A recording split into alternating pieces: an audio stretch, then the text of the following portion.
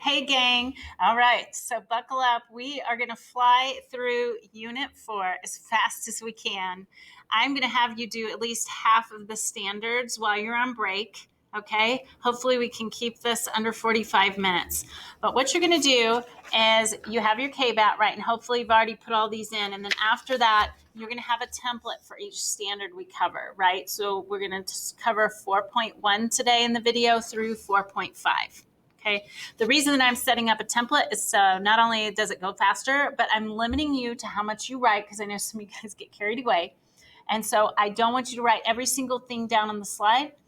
Write down what you need for you to remember. I do have the concepts on the far left side, and then I want you to try to do a description or a definition of that concept or term in the middle, and then on the last column, please try to give a real world example if it's mentioned, and if it's not, then try to use your AMSCO book to find one. Okay, here we go.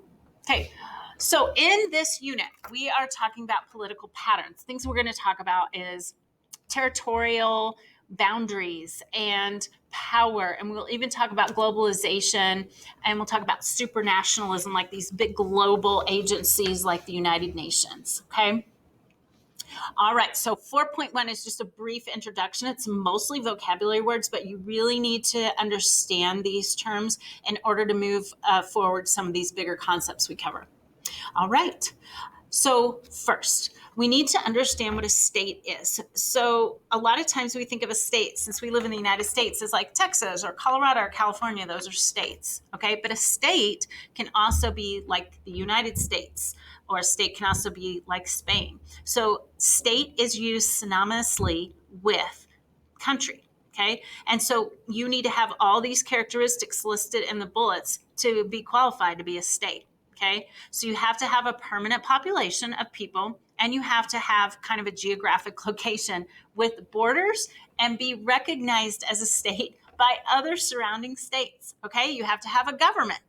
Okay, and you have to have some spatial extent on a map, right? So that is a state. And anything could be an example for that, guys. You could put the United States, you could put Colorado. Okay. Now, a nation is different. A nation is more cultural. It is a group of people that share common characteristics, but they don't necessarily have a geographic place to call their homeland. Okay. They have a historical attachment to maybe some place on the earth, but they are not defined by a geographic location. So it's a group of people, but kind of without the boundaries of a place to call their own. Okay. They do to some degree seek political control over an area. And we'll talk about that in a minute. So that's nation, different from a state. So think nation, cultural, state, more geographic location. Okay. Now, a nation state is where you have both, right? So you have the culture, similar culture, and you also have the boundaries of a self-governing area. Okay. And so examples of this would be Japan and Iceland. So Japan is a state, it's got a location with boundaries, but you also have living in Japan the Japanese, and they're very homogenous. They aren't made up of different people from all over the world. Okay. So that is a nation of similar people, the Japanese, and a state with that geographic concrete of borders and a government. Okay. Now, this is kind of cool. It's a stateless nation. This is a real thing. Okay. You have a lot of groups of people that are a nation, they're a group, but they have nowhere to call home. Okay. You might have never learned about this before. They have no political power, and they don't have a place with identified borders. Okay, there's two different examples we can use for this, the Palestinians and a group called the Kurds. So I'm going to show you a couple of maps here. Okay, current day Israel used to be the state of the Palestinians. Okay, and after World War II, the United Nations announced that the Jews would return to their homeland of Israel, and it became the state of Israel and not Palestine anymore. Okay, and what happened was a lot of those Palestinians were pushed out as the Jews came in. It's very divided, and they are living in refugee camps. And so Palestinians are considered stateless because they don't have a land to call their own anymore. Okay, another example is the Kurds. Yes, just like cottage cheese. And they are scattered throughout several countries in the Middle East. Okay, Syria, Turkey, Iraq. You can see where they dwell on this map. Okay, they have been seeking for a very long time to get their own country. They've tried to work out agreements with Iraq and have failed, but they are a nation, but they have no state. They're a group of people with common practices and a culture, but there's no Kurdistan, so to speak. Okay? We're not going to watch that video right now, so we'll move on. All right, next is going to be multinational state. Okay, this is where you have a lot of different groups of people living within the same boundaries of a state. Okay, so I'm going to use the United Kingdom, the UK, for an example. Okay, they're all living under the same political control and within the same borders, but there's different nationalities, right? Okay, so look at the map of United Kingdom there in color. United Kingdom is more than just England, right? It includes Scotland, right? It includes Northern Ireland, and it includes Wales, the Welsh. So all of these different nations are within the United Kingdom. Okay, and so that again is an example of multinational state. Okay, now we're going to look at something kind of a little bit opposite of that, a multi-state. Okay, so this is where you have multiple states, okay, but you have a homogenous group of people. Okay, I'm going to use Korea for an example because that wouldn't really make sense to me. Okay, so you have North Korea and South Korea, correct? I'll show you a map here, but they're all Koreans. Okay, they're the same ethnic group. Koreans are Koreans.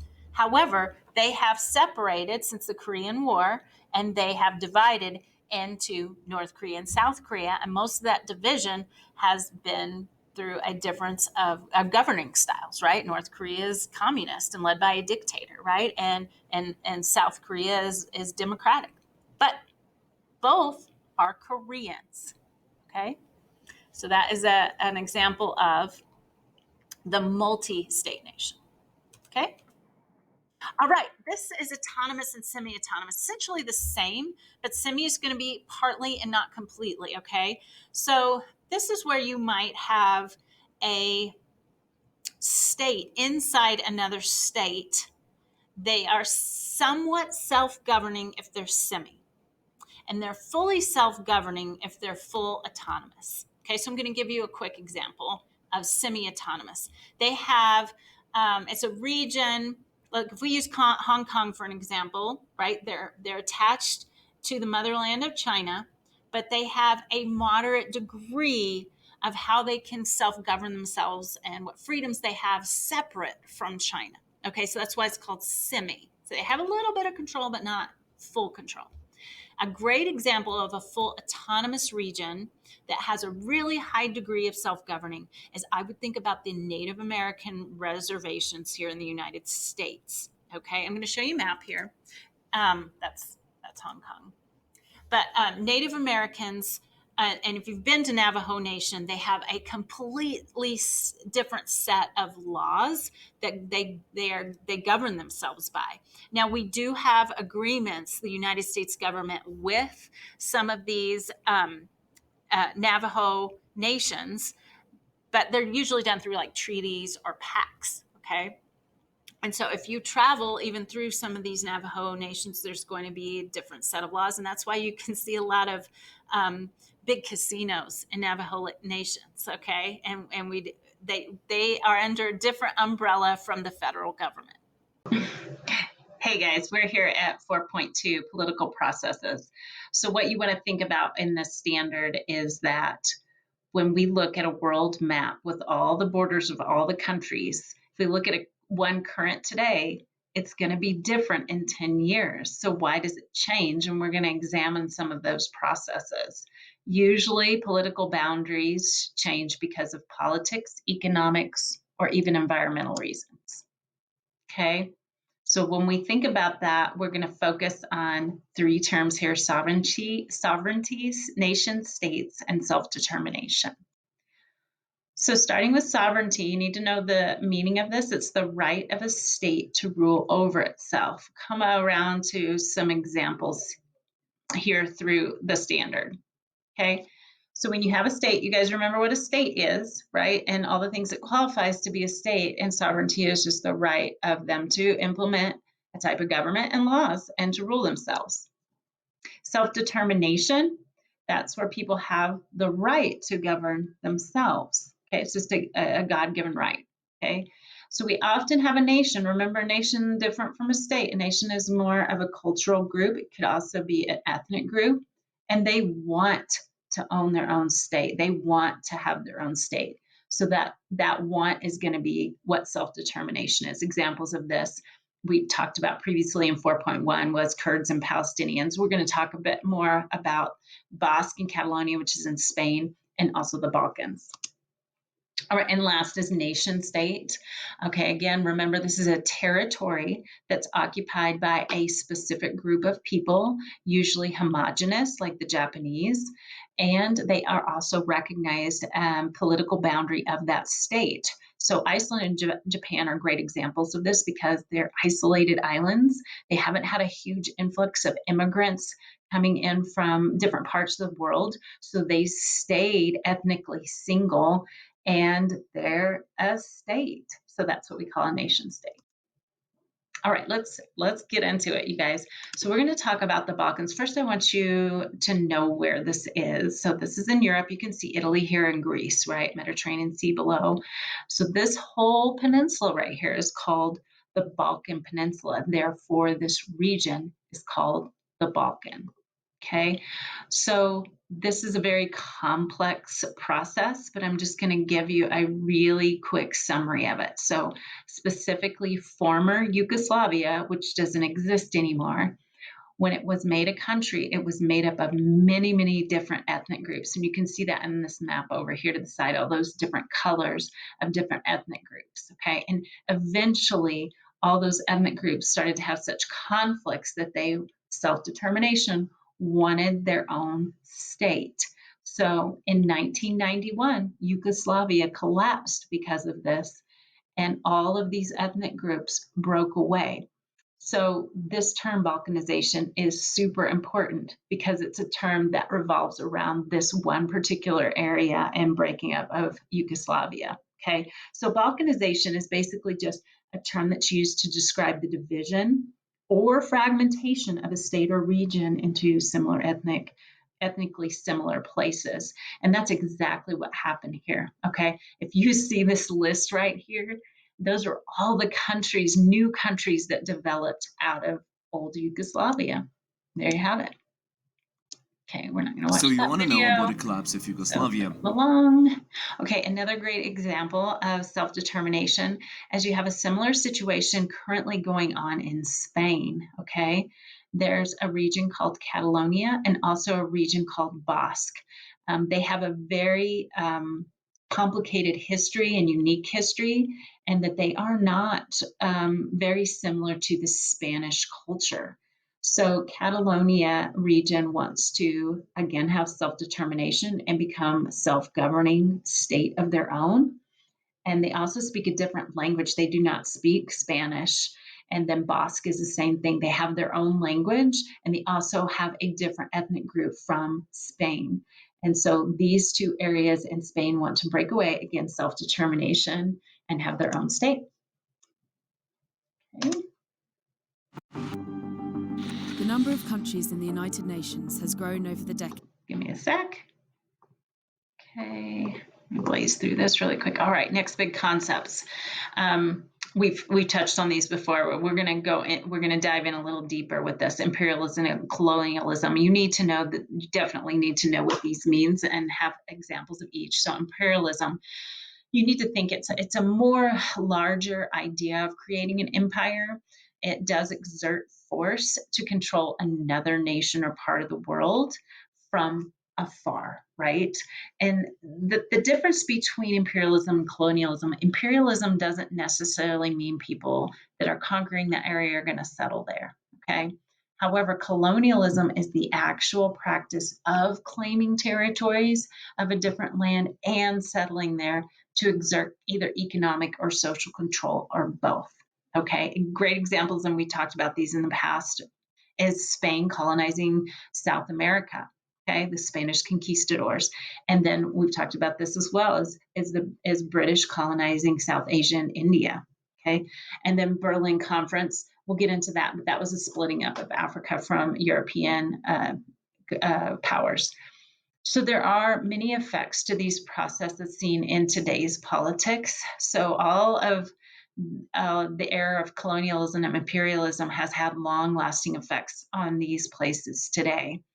And so these can be categorized kind of in ESPN. So cultural, right? We've talked about this, like Spanish conquistadors brought over religion and language, which is why most of Latin American countries speak Spanish, okay?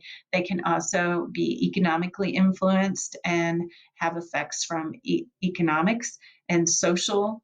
These can be consequences of ethnic divisions and even genocides. And then the last is political. They can be effects political, which can obviously be border changes or even government systems, okay? So this map is of 1914, and it shows all the colonial possessions. And we could just look at a couple really quick. The orange sticks out, right? That's where British had colonized. Okay, we see that in Australia, Canada, parts of Africa. Okay, so that's gives you an idea of how much these political processes that we're going to be talking about have impacted the world today. All right, Berlin Conference. Okay, this was an actual conference from 1884 to 1885 where all the European powers sat down and they literally split Africa up. And it's often referred to as the scramble for Africa. So an example here of an independence movement is going to be when Great Britain colonized South Asia, which included India and Pakistan. So this was a huge independence movement led by Gandhi, and they were trying to get self-rule, and they got that finally in 1947. However, because there were such religious differences, so the Indians were predominantly Hindu, while Pakistanis were Muslim. And so there was a lot of bloodshed. So during British rule, they went in and partitioned a lot of this area up here along the border. And those effects today are still in dispute, especially in this area. If we zoom in here above Pakistan and North India called Kashmir. And that again is a great example of effects of colonization that is still impacting this region today. Okay, we are not going to watch that video. On February 14th. Through this. All right, so independence movements. You just need to know that that's where you have a group of people in a particular part of an area advocating for political freedom from a larger entity. And usually that self-determination is going to come from a cultural norm like the ethnicity, even religion or nationality. Okay, and then we've talked about all of these examples that you can use. We didn't talk about Scotland. So Scotland is another example of wanting independence from the UK. All right, so just the big takeaway is many of these independence movements, they come from history of colonization in that place, which those causes were where they were being colonized and they wanted to push for independence. And so we see the same thing happen in Africa. Okay, after the Berlin Conference and colonization of Africa, slowly these African countries also launched independence movements and launched what's called decolonization. Okay, a new term here you need to be familiar with is devolution, and that is the breaking up of a state into smaller units, very similar to balkanization, but remember balkanization is specific to that region. But devolution can also be where you have the passing of power from like a central government, like a federal government, to lower governments. Okay. And all examples of devolution are included there with Spain, the Catalonians, and the Basque people, Yugoslavia, which we've already talked about. We also see this in Quebec and Nunavut, Canada, the Nunavut Indigenous people, and Belgium and Nigeria as well. Hey, here we are at standard 4.3 moving along, and this is going to focus more on political power and where you have territoriality, and a lot of the results of this is going to be conflicts and wars. So there's four main terms here that we'll focus on: territoriality, neocolonialism, shadow belts, and choke points. Okay. So let's talk about what territoriality is. So a good example is I have two cats that are very, very territory in my house. One has to live upstairs and one has to live downstairs. So when we use this with people, let me move my little screen here, is territoriality is a connection of people, their culture, and their economic systems, and it's all to their land, right? So you have to have a spatial area to be territoriality over, like my cats. Okay, if one cat comes upstairs, then we might have a conflict, right? So they're the groups that often express territoriality in three ways, and here they are listed here. And so the way they express this term territoriality is by delimiting the boundaries. So the boundaries of my cats is right in the kitchen. So that is the beginning of the upstairs and the beginning of the downstairs. And then that's their boundary. If one crosses over, then we're going to have a problem. And a second characteristic is going to be controlling people and their activities inside the area. So, right, when we have government set up and laws, that is going to be another effect of territoriality. And the last one there is defending the area they claim from external groups. So that's like building up a military for protection. Okay, territoriality can lead to conflicts as groups disagree over the borders, practice different cultures, and then even have competing economic interests in that area.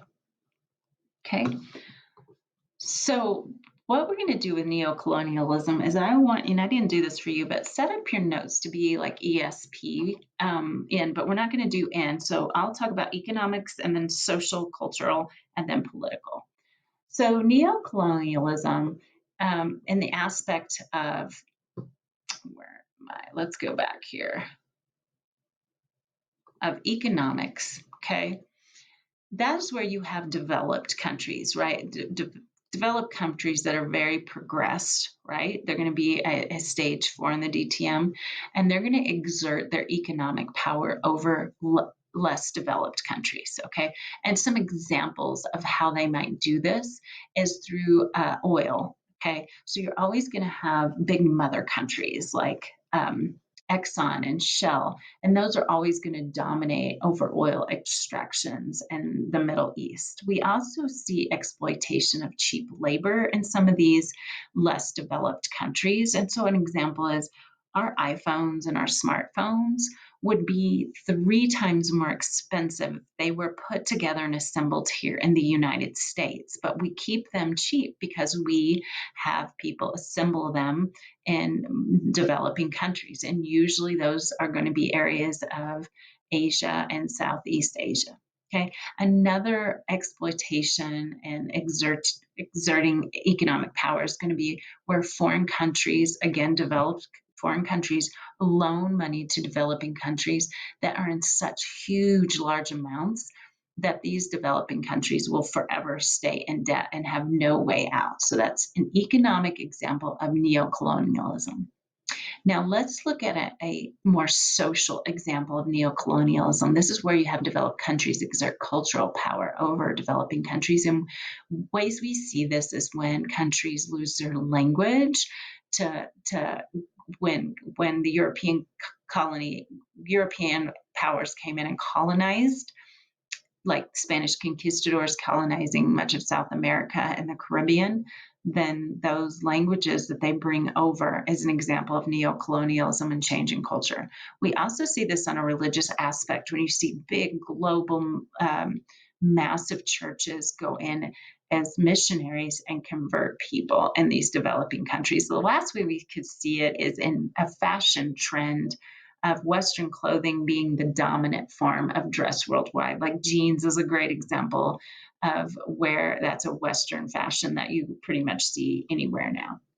All right, let me go back and we're going to do a political example here of neocolonialism. And again, that's just where you have developed countries that exert political or even military power over developing countries.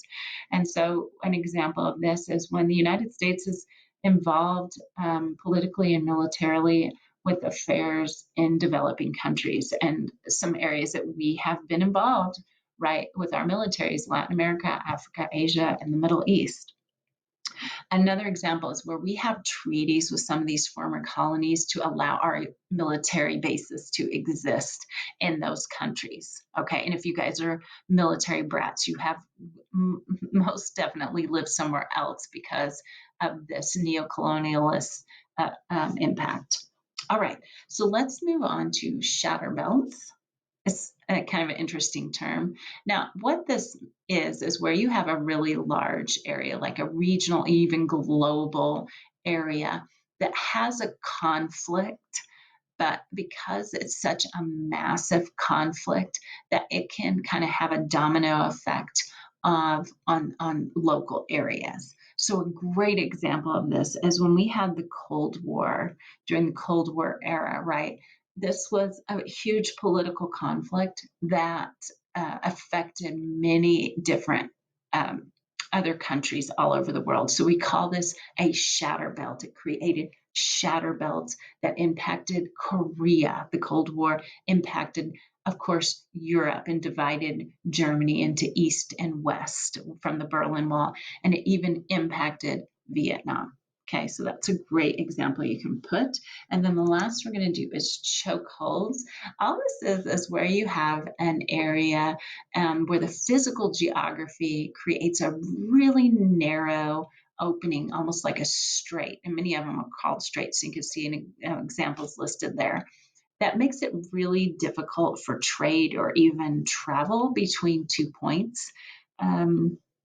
So a great example that I included here on the map is the Panama Canal, okay? And that's going to be an example of a chokehold that is a really tiny strait that it could create some conflict there, and it does limit travel and trade.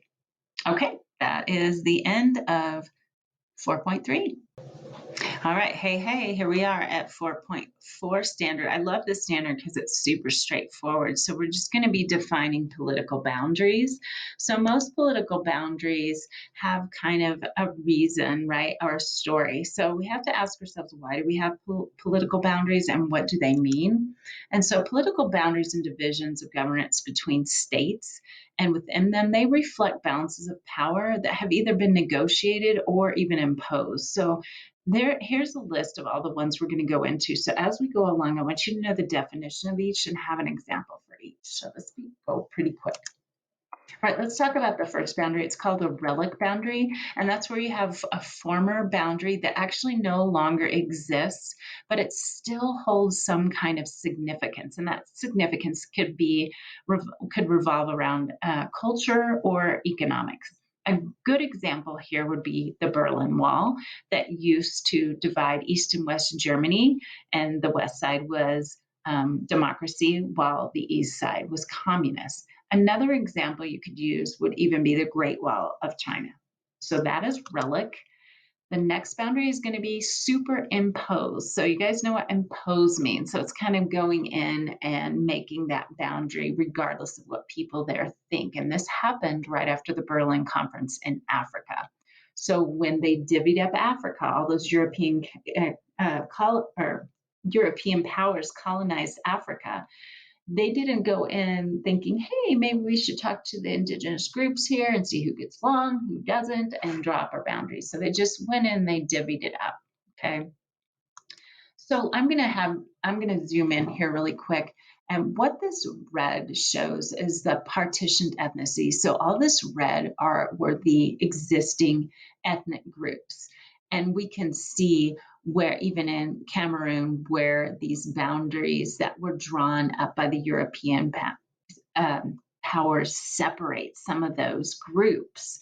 And so that wasn't obviously very well planned.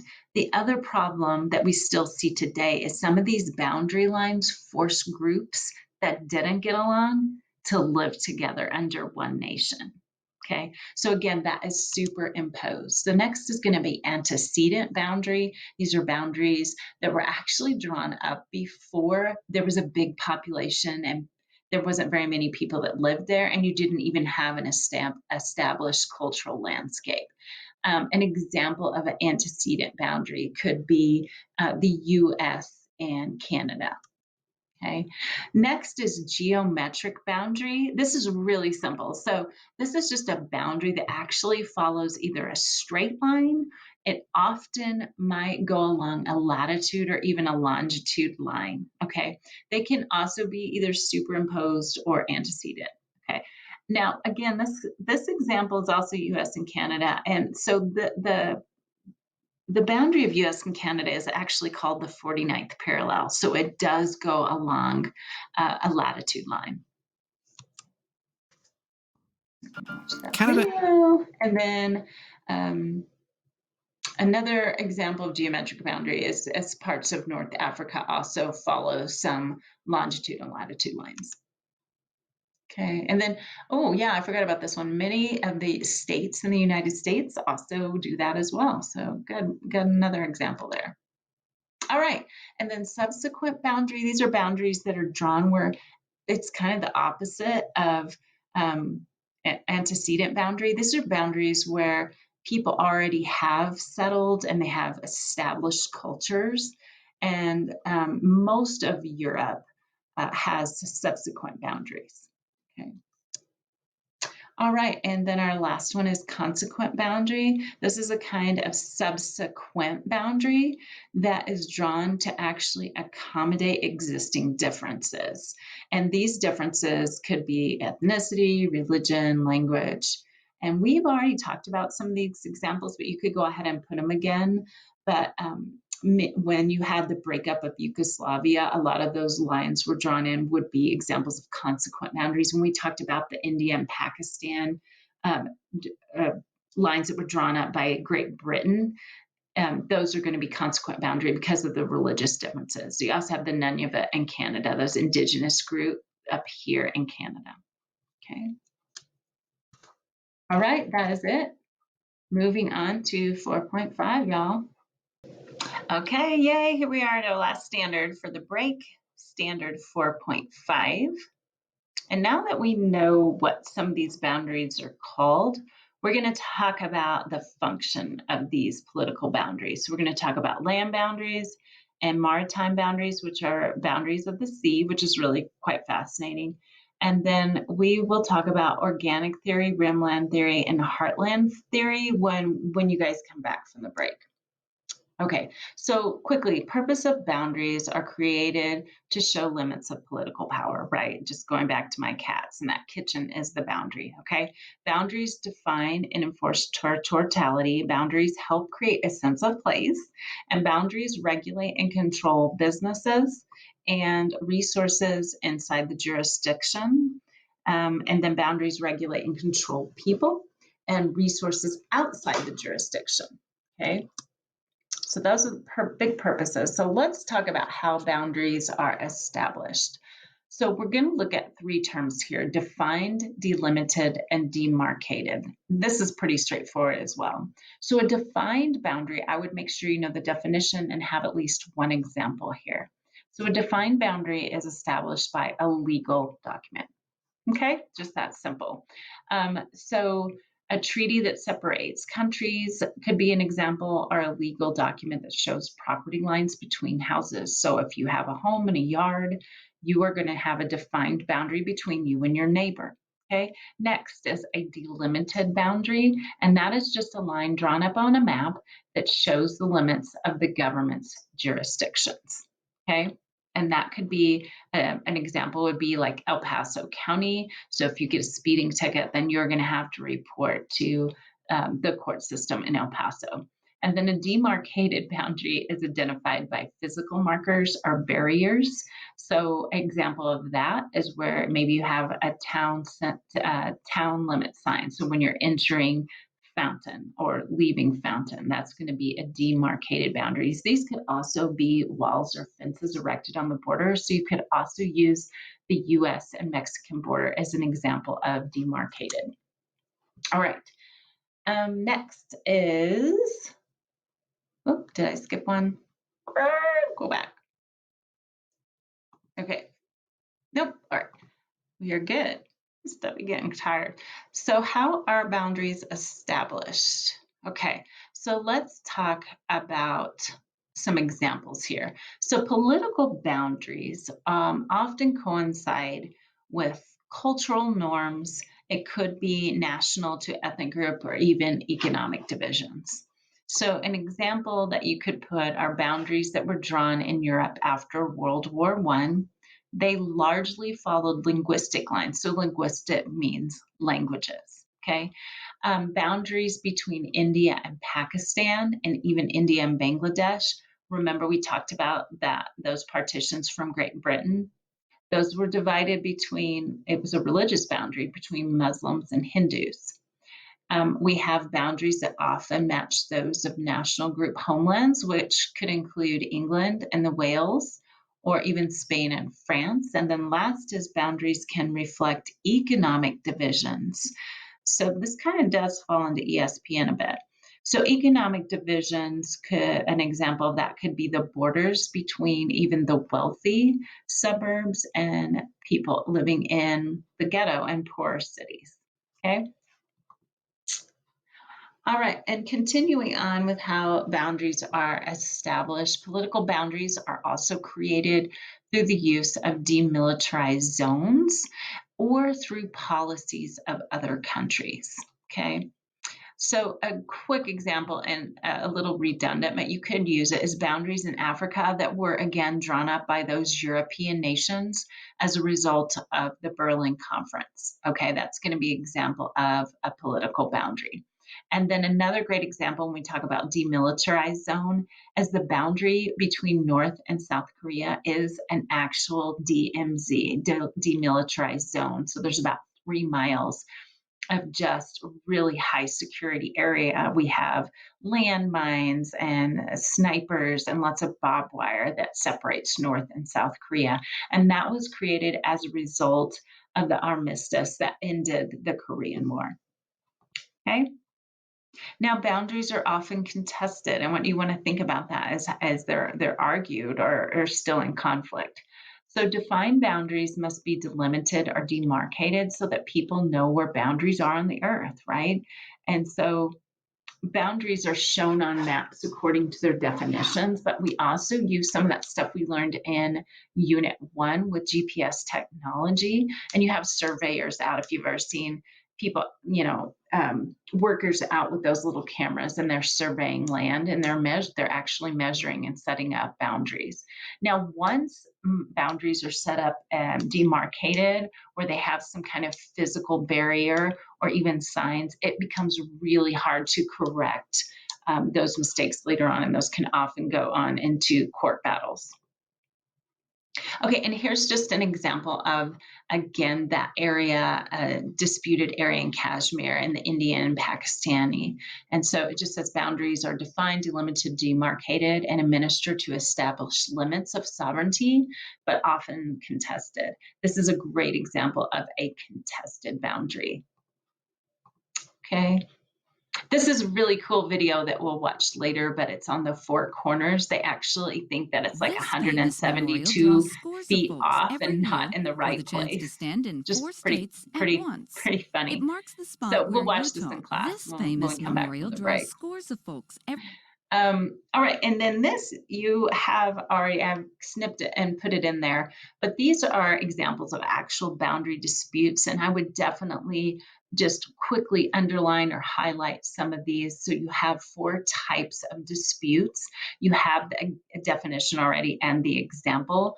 So you have a positional or a definitional dispute, and that's just conflicts over interpretation of documents that define a boundary. And then a locational or territorials, where you have conflicts between even states or bigger regions over the ownership. And then operational is where you have a conflict over national policies applied at a border. And then that last one is allocational or resource. And this is specific conflict due to use of resources created over a complicated boundary, like if there's a resource that is in dispute and of, like, say something really that is well sought after, like oil, that could be a different kind of dispute. Okay, let's talk about effects of political boundaries. Boundaries influence identity, interactions, and resources. So boundaries and treaties influence national and regional identity. They also encourage interactions, and we're going to go through each of these in a minute. And then boundaries also contribute to disputes that have to do over resources. And then enclaves, we're going to talk about laws of the sea, which is pretty fascinating. All right, let's talk about when boundaries and agreements actually influence identity. And some of this is going to be a little redundant, but when you have a political boundary and international agreements, they can actually influence nationalities and regional identities. And so oftentimes, okay, so when we talk about Yugoslavia breaking up, those are political boundaries that formalize around a nationality and culture. So all those ethnic groups that were once part of Yugoslavia, the reason that they wanted to break away, right, that self-determination, was because they wanted their own identity. Okay, so again, that's a great example, the creation of nation states like Slovenia and Croatia, which came out of former Yugoslavia, that intensifies national identity. Okay, and again, that's going back to that first standard, or standard 4.2, political control and sovereignty. Okay, also international agreements can create a regional block of shared identity. So agreements like the European Union or Warsaw Pact, they create big regional identity among many members. So European Union is a pretty good example. So you guys have probably heard about that. That's where a lot, after World War II, a lot of European powers came together and formed this union for several reasons. That they thought it would help a lot of the countries recover economically and even socially, because there were a lot of fallouts from that war, and they needed to come together socially again. And it also made it easier to trade. All right, let's talk about boundaries and agreements and how they influence interaction. So this is going to be more of a positive note. So political boundaries and international agreements, they also influence influence interaction. And this interaction can be between governments, goods, and people. So an example here is boundaries discourage international interaction. When you put up walls and fences or even make buffer zones, it makes it harder for people to move across borders. So that is a definite thing that you think about with the U.S. and Mexico. So putting up fences and putting up walls is going to disrupt the flow.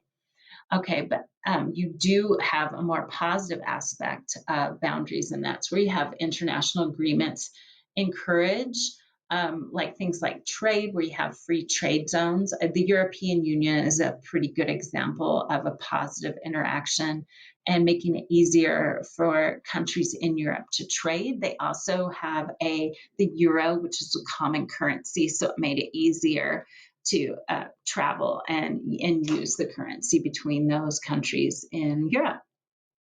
All right, let's go on to boundary agreements affect resource allocation. So political boundaries can also cause resource disputes. Now, resources are really complicated by borders and claims, especially if it involves a really sought after resource. So some examples here: resource disputes occur when countries cannot agree on the harvesting of a natural resource. So specifically, there's been problems in South China Sea, which is a result of 6 different countries laying claims to the Spratly Islands, that they're their own territory. We also have problems in the Arctic steam from 5 countries.